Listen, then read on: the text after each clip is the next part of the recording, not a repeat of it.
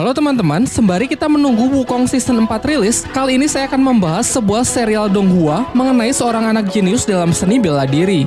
Tanpa berlama-lama langsung saja ke ceritanya.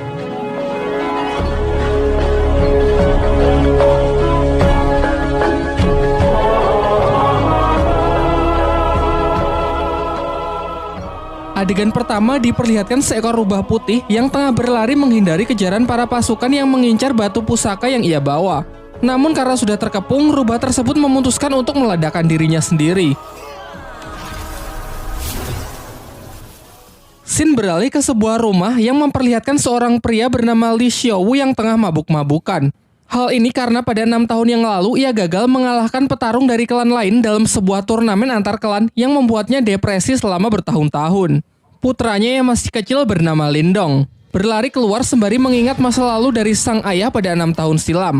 Pada waktu itu, ayahnya bertanding di final turnamen melawan Ling Langtian, seorang petarung yang terkenal sangat kuat dari klannya.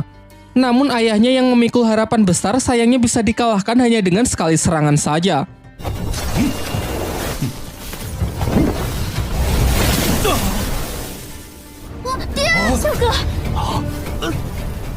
Tak hanya itu, Ling Langtian juga mengambil aura milik ayah Lindong. Singkat cerita, beberapa tahun pun telah berlalu dan Lindong kini telah tumbuh remaja. Pada suatu ketika, ia terlibat perkelahian dengan sepupunya yang bernama Ling San bersama teman-temannya yang membuat ia terperosok ke dalam jurang. Dirinya yang sudah terbaring lemas secara kebetulan darahnya menetesi sebuah batu pusaka peninggalan rubah di awal film, membuat batu itu hancur dan ia pun terjatuh. Di dalam gelapnya tempat itu, batu tersebut memancarkan cahaya keemasan yang membuatnya terbangun. Namun saat tersadar ia merasa heran dengan tanda bercahaya yang muncul di telapak tangannya serta luka-lukanya yang sudah sembuh. Saat ia pulang, adiknya yang bernama Qing Tan datang untuk mengajaknya bermain karena tak bisa tidur. Seusai bermain, ia juga langsung pergi. Saat Lindong terlelap tidur, kejadian aneh pun terjadi kembali. Ia bermimpi berada di sebuah dimensi biru gelap yang banyak terdapat pohon bambu. Saat ia masih kebingungan, tiba-tiba ia diserang sosok misterius yang perawakannya sangat mirip dengannya. Pertarungan pun tak terhindarkan, yang memperlihatkan kekuatan mereka benar-benar seimbang.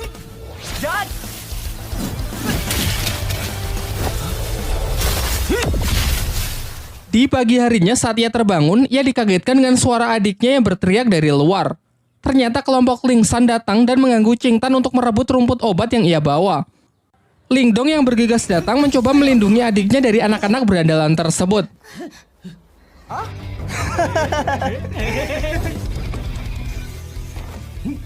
Diperlihatkan kemampuan Lindong yang sudah meningkat pesat mampu menangkis seluruh serangan dari Ling San. Hingga ia akhirnya menyadari bahwa ia telah mengaktifkan teknik rahasia yang bernama tinju 7 suara.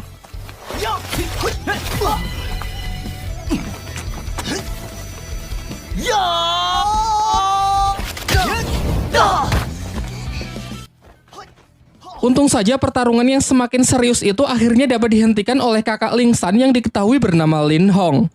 Sebelum pergi, ia menginfokan bahwa tak lama lagi akan diadakan turnamen di klan mereka untuk menentukan petarung terkuat di klan Lin. Lin Hong yang sangat percaya diri mengatakan bahwa setelah menang nanti ia akan menikahi Qing Tan. Saat kembali, sang ayah menunjukkan gerakan teknik tinju suara yang baik dan benar kepada Lindong.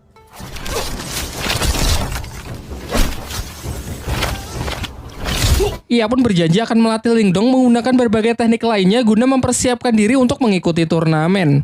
Di malam harinya, tiba-tiba Lindong melihat Qing Tan yang menggigil kedinginan karena auranya yang keluar tak terkendali. Secara mengejutkan, tanda cahaya di tangan Lindong menyerap aura dari adiknya tersebut dan mengubahnya menjadi 3 mutiara.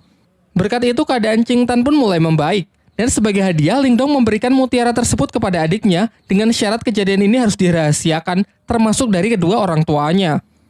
Keesokan harinya, Lindong kembali memulai latihannya dan berhasil meningkatkan ketahanan tubuhnya. Selain itu, kini secara sadar ia bisa memasuki dimensi rubah dan tempat itu ia jadikan sebagai tempat latihan. Bayangan dirinya yang waktu itu menyerangnya sekarang bisa ia manfaatkan sebagai sparring dalam latihan bertarungnya. Singkat cerita, hari turnamen pun telah tiba. Di putaran pertama, Ling Hao bertarung melawan adiknya sendiri, yakni Ling San. Dari segi kekuatan, kecepatan maupun pengalaman bertarung jelas sang kakak lebih unggul. Di putaran kedua, Qing Tan maju sebagai penantang selanjutnya karena tak ingin dinikahi oleh Ling Hao. Namun lagi-lagi Ling Hao menunjukkan kemampuannya yang memang berada di level yang berbeda. Tak lama setelah itu, Ling Dong akhirnya datang dan maju sebagai penantang terakhir. Dalam pertempuran itu, semua dibuat sangat terkejut melihat peningkatan kekuatan tempur Ling Dong, ditambah lagi ia mampu menggunakan teknik tinju 7 suara. Belum lagi peningkatan durability-nya yang mencapai level tinggi dapat menahan seluruh tekanan yang diberikan oleh Ling Hao.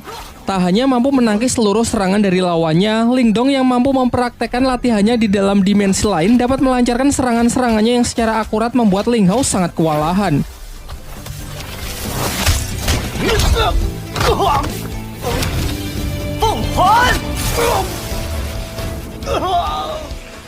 Dengan kemenangannya ini, Ling Dong lah yang keluar sebagai juara dan dinobatkan sebagai petarung terkuat di generasinya. Setelah turnamen berakhir, kakek Ling Dong selaku ketua klan Lin menjelaskan kepada kedua putranya bahwa dua klan tetangga, yakni klan Lei dan klan Xin akan bergabung melalui pernikahan anak-anak mereka. Hal ini lantas membuat kedua klan tersebut kini menjadi beraliansi. Kemudian ia juga memberitahukan mengenai turnamen antar klan berikutnya, yaitu perburuan hewan langka yang masih dirahasiakan. Pembicaraan pun ditutup dengan sang ketua klan yang menyuruh agar anak mereka berlatih lebih keras lagi demi mempersiapkan turnamen selanjutnya. Sementara itu, ketua klan Lei juga mempersiapkan putranya yang bernama Lily untuk mengikuti turnamen antar klan tersebut. Kekuatan dari Lily ini sangat dibanggakan oleh sang ayah karena ia telah menguasai ketahanan tubuh level atas yang siap mengalahkan petarung-petarung dari klan Lin. Singkat cerita, turnamen antar klan pun digelar. Di sini ayah Ling Dong memberitahu putranya bahwa pertandingan kali ini adalah perburuan hewan langka. Dan Ling Dong diharuskan menaklukkan hewan langka yakni singa api yang terkenal sangat buas. Namun aturannya tak perlu sampai menangkapnya. Karena Ling Dong hanya perlu mengambil sisik yang berada di ujung ekor hewan tersebut agar bisa menyelesaikan pertandingan kali ini. Diperlihatkan semua peserta pun telah berkumpul termasuk putra dari tuan rumah yakni bernama Wu Yun. Di awal-awal saja ketegangan sudah terjadi di antara para peserta karena Lily yang terlalu menyombongkan dirinya. Singkatnya aturan pun dibacakan di mana mereka harus mendapatkan sisik singa api agar bisa memenangkan pertandingan dan dilarang keras untuk berusaha saling membunuh satu sama lain. Ketika Ling Dong bersama adiknya berusaha menemukan singa api, ternyata Lily bersama timnya berhasil menemukannya terlebih dahulu. Namun mereka terlihat kesulitan menaklukkan hewan buas tersebut. Sementara itu dari kejauhan, Ling Dong hanya mengamati mereka dan menunggu kesempatan yang tepat untuk bertindak. Sampai muncullah dari belakang tim Wu Yun yang menawarkan kerjasama. Wu Yun berencana menyerang si singa api saat hewan itu sudah kehabisan tenaga akibat pertarungannya melawan tim Lily. Merasa hal ini cukup menguntungkan, Ling Dong pun sepakat dengan rencananya dan bersedia menjalankan kerjasama tersebut. Setelah menunggu momen yang tepat, mereka pun bersama-sama menyerang tim Lily. Ling Dong menyuruh Wu Yun untuk fokus kepada si singa api, sementara ialah yang akan menghadapi Lily.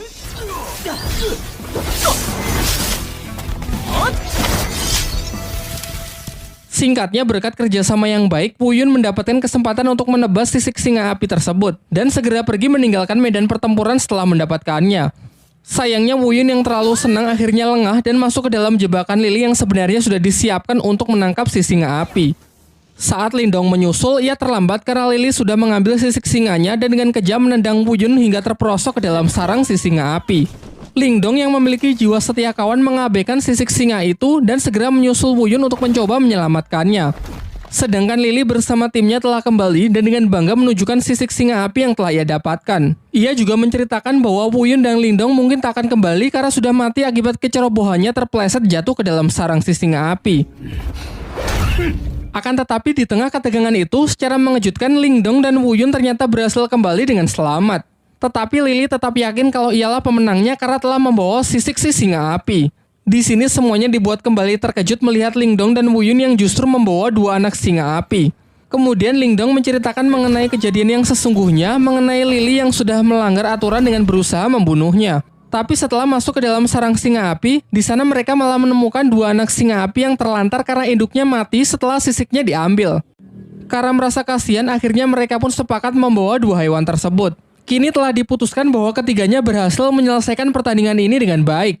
Namun tetap saja hanya akan dipilih satu pemenang di mana mereka diharuskan bertarung untuk menentukan siapa yang terkuat dan layak mendapatkan gelar Raja Pemburu. Akan tetapi ketua dari klan Lei yang sangat menginginkan bayi singa api yang merupakan hewan sangat langka, ia pun mengusulkan untuk membuat taruhan dengan pertarungan anak-anak mereka. Kesepakatannya, jika ketua Lei menang, maka bayi singa Ling Dong akan menjadi miliknya. Dan jika ia kalah, ia bersedia menyerahkan pabrik kayu milik klannya. Pernyataannya ini sontak membuat semuanya sangat terkejut karena pabrik kayu adalah aset yang sangat berharga milik klan Lei dan ia mau bertaruh demi bayi singa tersebut. Sempat terjadi kekhawatiran karena kepercayaan diri dari ketua Lei ini bukan tanpa alasan. Putranya tersebut memanglah terkenal memiliki kemampuan di atas rata-rata dari anak-anak lain. Namun Lindong menepis kekhawatiran itu dan siap menerima tantangan yang dilemparkan. Singkat cerita, pertarungan mereka pun dimulai. Di awal, Lily dengan bangga menunjukkan kalau dirinya telah mencapai kekuatan tingkat Yuan duniawi. Namun Lindong juga menunjukkan level yang sama dengan Lily yang membuat semuanya sangat terkejut.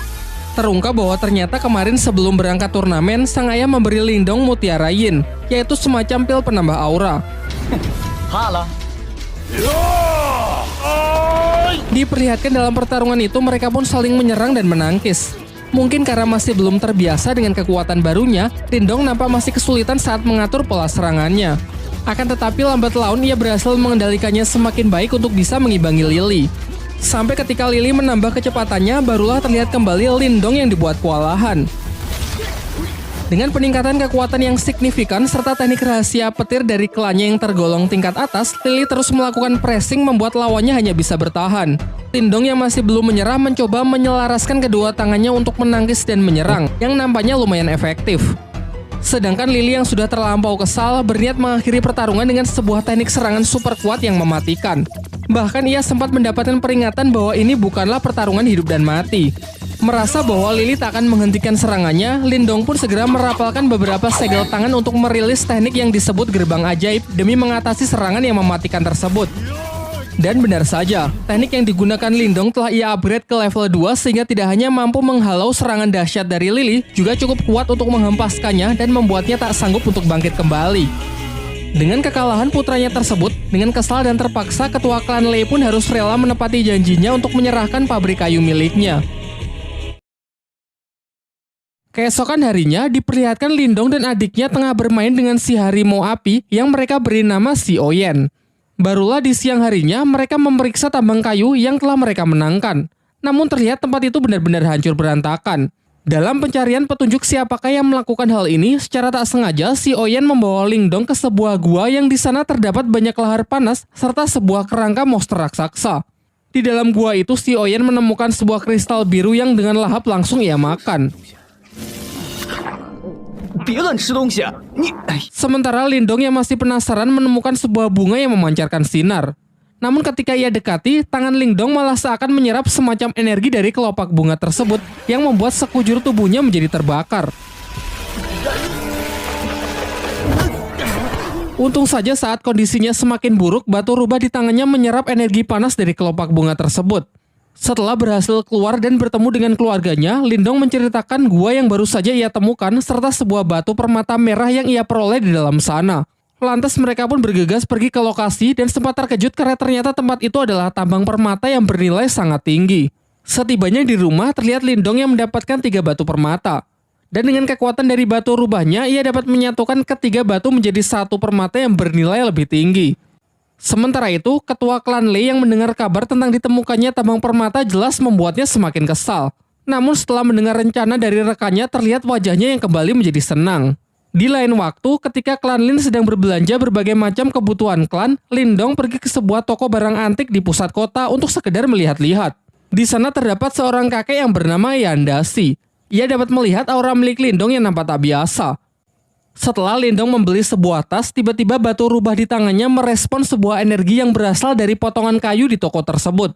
Si penjual mengaku barang itu sama sekali tak berharga dan tak tahu juga apakah fungsinya. Namun ketika Lindong hendak membelinya, ternyata barang tersebut sudah akan dibeli terlebih dahulu oleh seorang gadis bernama Yue. Lindong yang tak mau mengalah memaksa untuk tetap membelinya. Menanggapi hal itu, 2 pengawal dari Yue segera bertindak dengan menodongkan pedangnya kepada Lindong. Namun tiba-tiba saja kedua pedang itu terlempar yang ternyata ini adalah ulah dari si kakek Yanda yang memiliki kemampuan telekinesis. Terungkap bahwa kakek Yanda ini sebenarnya adalah guru dari Yue. Perseteruan mereka pun berakhir dengan Yue yang mengalah meninggalkan tempat tersebut.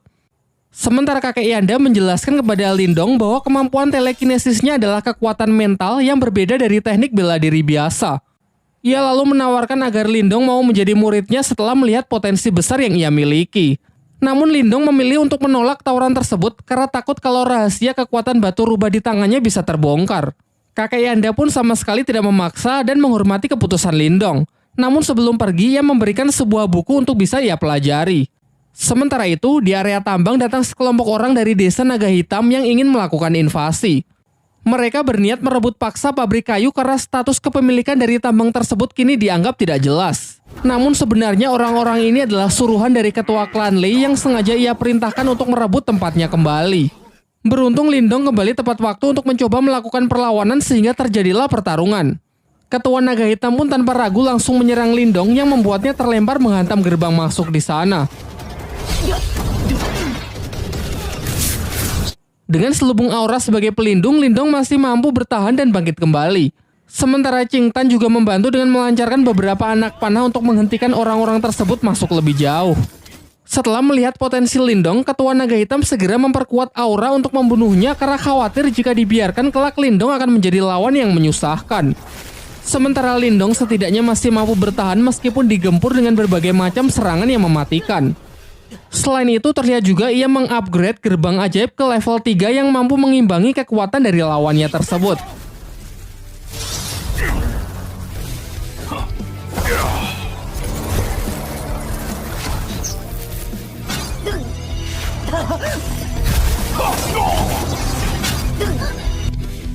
Ketika telah kehabisan energi, entah bagaimana Lindong mampu mengisi ulang energinya dengan menyerap energi alam. Ia pun meminta Qing Tan bersama Si Oyan agar mengulur waktu setidaknya sampai energinya terisi penuh. Jelas hal ini sama sekali tidak mudah, terlebih lagi karena bagaimanapun juga mereka telah kalah jumlah. Hingga saat salah seorang musuh berhasil melukai Lindong, seketika Lindong bangkit serta luka-lukanya bisa sembuh dengan sangat cepat karena energinya yang terkumpul telah lebih dari cukup. Dan benar saja, setelah bangkit kekuatan Lindong kini menjadi berkali-kali lipat sehingga di ronde kedua ini hanya dengan sekali pukulan ia dapat mengalahkan lawannya tersebut.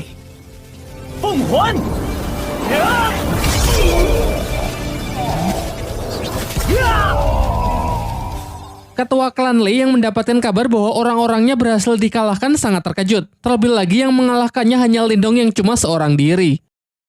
Di malam harinya, terlihat Lindong tengah bermeditasi dengan menggunakan proyeksi astralnya untuk berlatih kemampuan spiritual. Terinspirasi dari kakek Yanda yang ia temui beberapa waktu yang lalu, ia juga mencoba latihan teknik telekinesis dengan mengendalikan benda-benda kecil di tempat tersebut. Selain itu, ia yang penasaran dengan potongan kayu yang telah ia beli tadi siang menyadari kalau benda tersebut memiliki semacam energi yang menyelubunginya. Ia pun mencoba berkonsentrasi, namun energinya masih belum cukup kuat untuk bisa menembusnya. Beberapa saat setelahnya, ia merasakan pancaran energi yang sangat kuat dan bergegas pergi untuk memeriksanya menggunakan teknik proyeksi astralnya.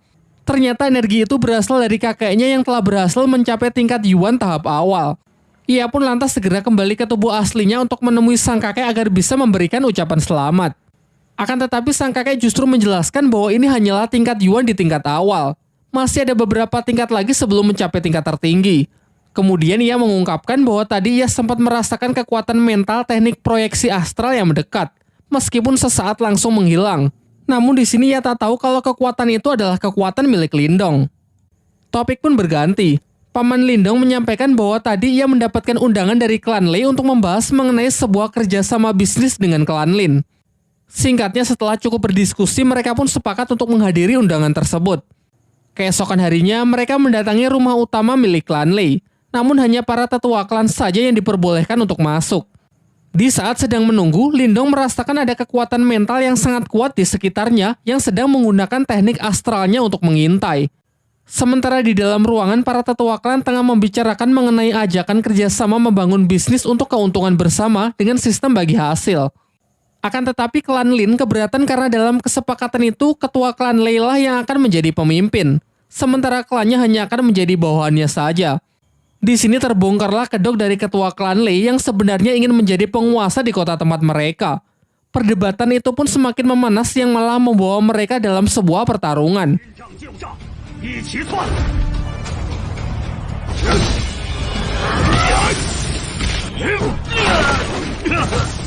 Di tengah pertarungan mereka, datanglah Wu Yin, pemimpin dari sekte Serigala Darah yang memihak kepada ketua klan Lei karena sudah dijanjikan akan diberikan keuntungan 60% dari bisnis yang hendak dijalankan. Diceritakan bahwa Wu Yin ini menguasai kekuatan mental tingkat tinggi. Dan benar saja, satu persatu dari mereka dapat dijatuhkan dengan sangat mudah.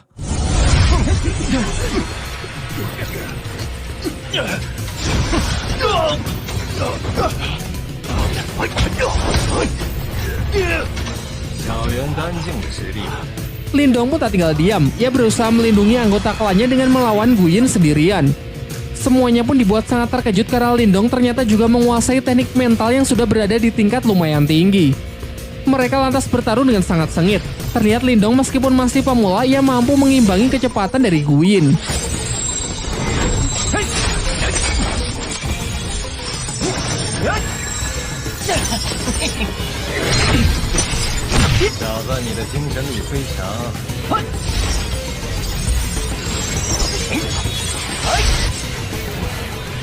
Sampai mereka saling mengadu teknik astral melalui duel udara, namun sayangnya tetap saja Wu Yin lebih unggul dan mampu menekan Lindong.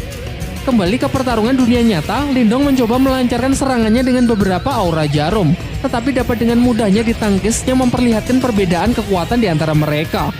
Kini di puncak pertarungan, Lindong hanya mampu bertahan yang nampak semakin terdesak saja.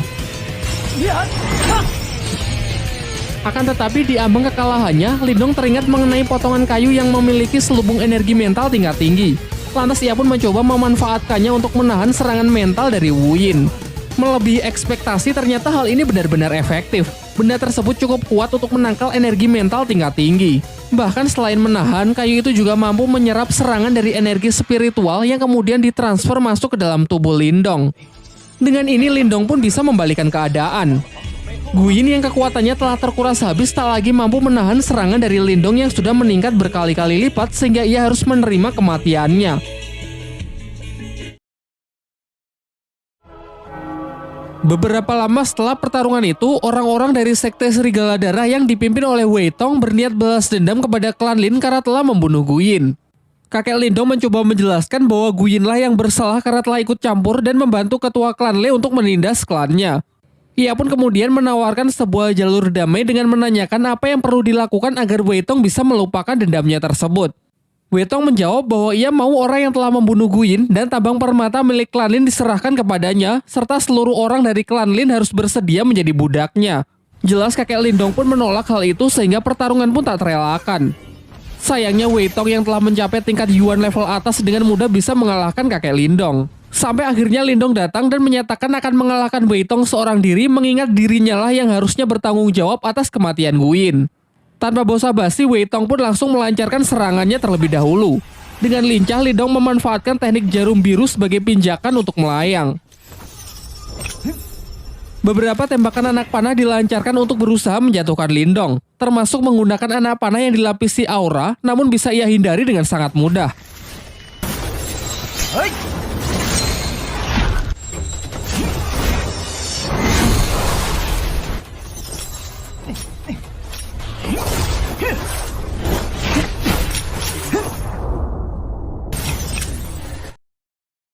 Sampai akhirnya Lindong dengan penuh percaya diri menawarkan sebuah perjanjian, yaitu 3 bulan dari sekarang ia bersedia bertarung sampai mati dengan Wei Tong. Kesepakatannya, jika ia kalah maka ia siap menerima hukuman apapun, serta aset pabrik kayu milik klan Lin akan rela ia serahkan. Namun jika ia yang menang, maka masalah balas dendam Gu Yin akan dianggap selesai. Pada awalnya Wei Tong menolak karena sekarang saja ia bersama pasukannya sudah cukup untuk menaklukkan klan Lin. Namun setelah melihat kemarahan dari Si Oyan serta kemampuan Lindong yang bisa mengalahkan bahkan nyaris membunuh para kroco itu, akhirnya Wei Tong pun sepakat.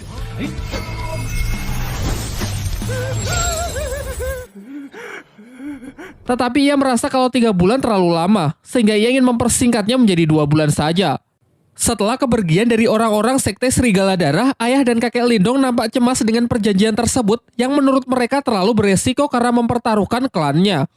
Namun Lindong menepis kekhawatiran itu dengan mengatakan bahwa ia akan berusaha semaksimal mungkin, mengingat ialah yang memang harus bertanggung jawab dalam kasus ini. Ia lalu meminta izin untuk pergi ke ibu kota lebih awal demi lebih banyak menuntut seni ilmu bela diri di sana. Akan tetapi sebenarnya ia juga punya alasan yang ia rahasiakan, yaitu mencari cara untuk melatih batu rubah di tangannya agar bisa sepenuhnya ia kendalikan. Keesokan harinya, Lindong pun berpamitan dengan semuanya meskipun terlihat sang adik sebenarnya tak rela jika kakaknya pergi sendirian. Singkatnya, Lindong pun berangkat ke ibu kota dengan menunggangi seekor kuda. Setelah tiba di ibu kota, ia mendapatkan informasi kalau di sana akan ada pelelangan benda-benda antik yang digelar untuk para bangsawan. Lindong yang tertarik berniat menghadiri pelelangan tersebut dengan harapan bisa menemukan barang bagus yang bisa berguna nantinya. Bermodalkan dengan beberapa butir permata yang ia bawa, Lindong pun diubah penampilannya agar layak memasuki pelelangan yang dihadiri oleh para bangsawan tersebut. Setibanya di sana, Lindong kembali bertemu dengan kakek Yanda yang diundang sebagai tamu serta ia juga melihat Yue yang datang bersama panitia pelelangan bernama Xuansu. Dalam pelelangan tersebut, Lindong tertarik dengan sebuah tanaman langka yang mampu meningkatkan kekuatan spiritual seseorang. Semuanya sempat dibuat terkejut karena Lindong yang menawarnya dengan harga yang sangat mahal. Diperlihatkan, kakek Yanda sangat terkejut karena merasakan energi dari keberadaan Lindong yang benar-benar telah meningkat pesat. Seusai acara pelelangan itu, Xuansu mengajak Lindong pergi menemui kakek Yanda di sebuah ruangan pertemuan. Sebelum berangkat, mereka sempat merasakan kehadiran mata-mata yang sedari awal sudah membuntuti Lindong. Dalam pertemuan itu, kakek Yanda kembali menawari Lindong untuk menjadi muridnya agar bisa menyempurnakan teknik segel kehidupan milik Lindong. Namun dengan sopan Lindong menolak tawaran itu dan menunjukkan bahwa ia telah menyempurnakannya. Hal ini sontak membuat semuanya sangat kagum karena Lindong dapat melakukannya dalam waktu yang relatif singkat. Kemudian barulah dijelaskan bahwa segel kehidupan adalah dasar dari ahli kekuatan mental. Segel ini dibagi menjadi 3 jenis, yakni segel kehidupan, segel duniawi, dan segel surgawi. Segel kehidupan adalah yang paling umum, sementara segel terkuat adalah segel surgawi yang konon katanya memiliki kekuatan di luar nalar manusia. Singkat cerita, Lindong bersedia menceritakan masalah klannya yang sedang bersinggungan dengan sekte Serigala Darah serta kesepakatannya untuk bertarung hidup dan mati melawan Wei Tong. Mendengar hal itu, Xuansu memberitahukan bahwa terdapat sebuah kolam surgawi yang berisikan energi murni yin dan yang dari sumber kolam tersebut. Kabarnya jika seseorang memasuki kolam itu maka dapat meningkatkan kekuatan spiritualnya, dan kabar baiknya baru-baru ini ditemukan keberadaan kolam surgawi tersebut, namun sayangnya berada di wilayah perbatasan desa dengan klan lain dan masih menjadi sengketa. Xuansu lalu juga menceritakan bahwa telah disepakati sebuah turnamen di mana pemenangnya berhak mengambil energi murni dari kolam tersebut. Tanpa pikir panjang, Lindong pun setuju untuk berpartisipasi dalam turnamen itu. Di lain waktu, Lindong kembali memasuki dimensi batu rubah, namun anehnya bayangan hitam yang selalu menjadi alat berlatihnya tak lagi muncul. Ia pun mencoba berkonsentrasi untuk menemukan sumber masalah. Dan tiba-tiba di sana muncul sesosok bayangan putih yang tak lain adalah si rubah putih itu sendiri. Rubah putih itu lalu memperkenalkan diri bahwa ia adalah jelmaan iblis celestial yang bernama Martha sekaligus pemilik dari dimensi ini. Ia juga menjelaskan bahwa dahulu ia sangat kuat berkat batu tersebut. Akan tetapi seiring berjalannya waktu, batu itu justru menyerap energi spiritualnya hingga menjadi sangat lemah. Akhirnya ia terpaksa hidup bersembunyi di dalam batu tersebut agar jiwanya tidak lenyap. Martha kemudian menyarankan jika Lindong tak ingin bernasib sama, Lindong harus mengisi ulang energi batu itu dengan energi murni. Seketika Lindong pun teringat dengan kolam surgawi yang kabarnya dipenuhi oleh energi murni. Mengingat kalau di turnamen perebutan kolam surgawi nanti ia tak bisa mengandalkan kekuatan batu rubah karena butuh diisi ulang, Martha pun mengajaknya ke sebuah tempat di mana terdapat benda yang disebut piringan mental. Meskipun benda ini bisa menjadi jalan pintas untuk meningkatkan kekuatan spiritual, namun resikonya juga sangat berbahaya. Yaitu jika dalam prosesnya Lindong tak sanggup menahan rasa sakit, maka kekuatan spiritualnya akan lenyap dan tak akan bisa dipulihkan lagi. Tanpa banyak berpikir, Lindong pun ingin mencobanya dan bersedia menanggung semua resiko yang mungkin terjadi. Dan benar saja, saat proses berlangsung, ia merasakan sakit yang sangat luar bioskop.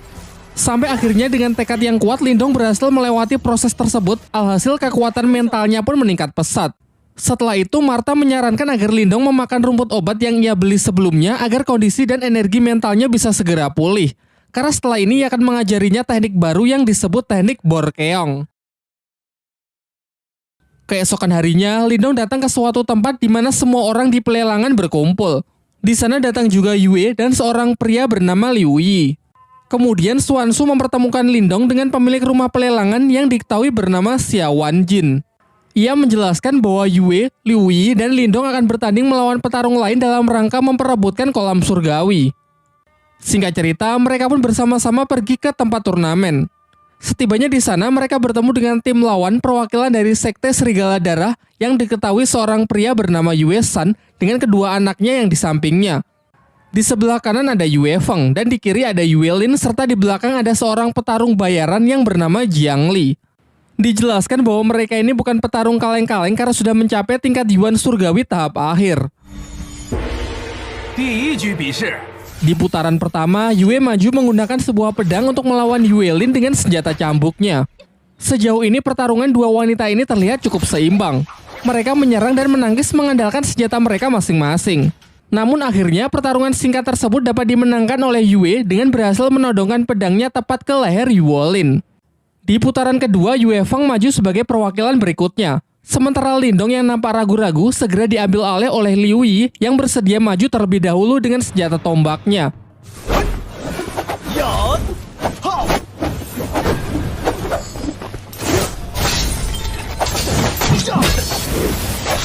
Di tengah pertarungan, Partha merasakan ada sebuah gejolak energi dari dalam kolam surgawi. Karena merasa penasaran, ia menyelinap dengan menggunakan proyeksi astralnya kemudian masuk ke dalam kolam itu untuk memeriksa anomali energi tersebut. Namun karena ia hanya menggunakan wujud astralnya, ia tak sanggup menyelam terlalu dalam. Kembali ke arena pertarungan. Diperlihatkan kalau perwakilan tim lawan dapat memenangkan pertarungan di putaran kali ini. Pertarungan selanjutnya adalah babak penentu, di mana Lindong akan menjadi harapan terakhir untuk bisa mendapatkan hak dari kolam surgawi. Dengan nada yang sedikit menggoda, Xuanzu menyemangatinya agar bisa memenangkan pertarungan penentu tersebut. Sementara di pihak lawan, Jiang Li si tentara bayaran maju untuk menghadapi Lindong. Di awal, Jiang Li mengatakan bahwa ini akan menjadi pertarungan sampai mati.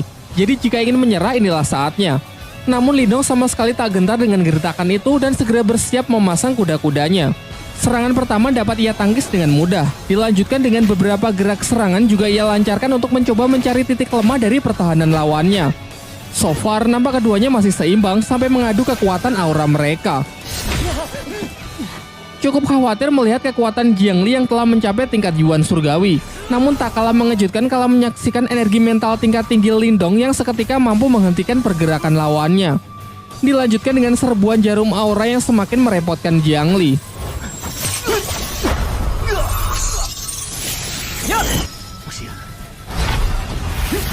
Mencoba serangan jarak dekat pun juga percuma karena tekanan energi mental Lindong yang dengan kuat menghempaskannya. Saat semua merasa kalau Lindong telah memenangkan pertandingan itu, Jiang Li bangkit dengan aura merah yang membara. Ternyata ia menguasai sebuah teknik rahasia yang memungkinkan seseorang mengkonversikan darahnya menjadi energi. Hal ini membuat kekuatannya meningkat pesat dalam beberapa saat meskipun teknik ini dinilai sangat berbahaya dan memiliki resiko yang sangat tinggi.